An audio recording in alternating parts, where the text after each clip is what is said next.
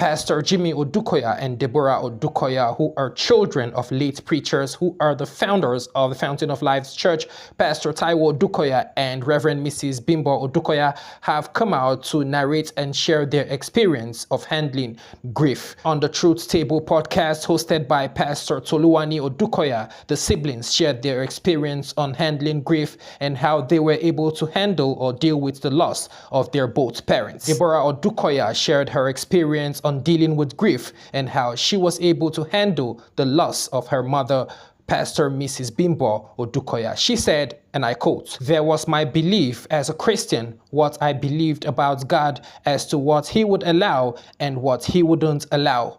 There was also the perspective of mom, what she was doing. She had dedicated her whole life to God, and there was a sense that as a family, our whole life was about God. So I went into different layers in terms of my processing. The first was anger towards God because my mom was doing his work when she died.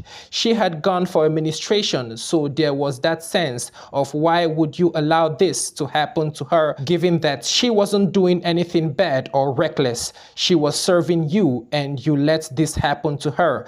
And there was also anger from the perspective of hearing other people talk about near-death experience, but God saving them. And I said to myself, you could save them, but you couldn't save my mom.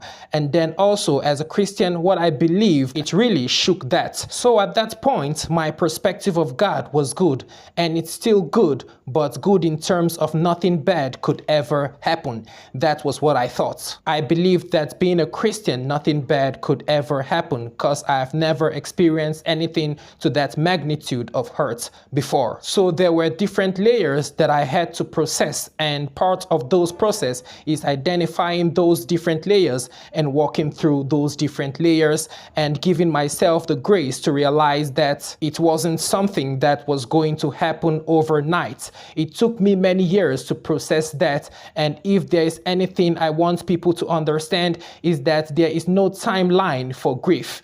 You are not supposed to get over grief after a year or 2 years, despite what people might tell you, despite how long they hail you for being strong. There is no timeline for grief. Grief changes, though, so the magnitude of the grief might look different, but it takes a while, and I realized that through processing my mom's grief. Pastor Jimmy Odukoya had this to say on how he was able to cope with the loss of his mother, Pastor Mrs. Bimbo Odukoya. He said, and I quote, "With mom, it was very sudden. No one saw it coming. That was my biggest fear in life at the time, was losing a member of my family. Mom was the most supportive woman in my life. So when that happened, I felt like I was at the crossroads with God. And I felt like I had two choices with God. Either I give the middle finger to God and say, you know what, I am done. This is not what you promised. This is not what you said. You know, I am not doing this anymore. Like, what has doing this got us? And the other choice was to stay there and just cry. And I said to myself, if I take the other option and just walk away, I am still gonna come back eventually, so there is no need walking away. Let me just stay here and cry.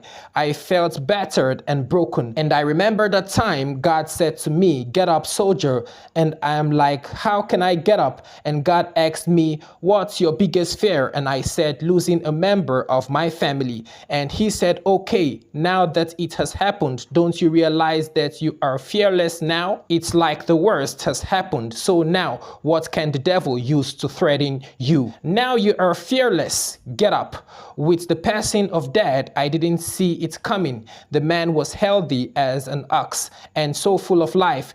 Dad was so passionate about God and church. So with that, I had to attribute a lot to him, the strength that he displayed through his personal losses. So I had that example. I had that blueprint. I saw his unwavering strength and faith. So now, being thrust in a position where I was required to have faith, it was easy to do that because I've had such exemplary model. I remember asking Dad how he managed to deal with the loss of Mom and Pastor T, and he said because God hasn't failed me yet, and I was confused. I asked Dad again, what do you mean God hasn't failed you yet? Have you forgotten what your life looks like now? Let me remind you, you lost your wife at 45, you lost your second wife after 10 years at 48, and you lost your twin sister. How can you say that God hasn't failed you? And he said, you know what would break a man has not broken me. And I said, if it's by prayer, you prayed. If it's by faith, you had it.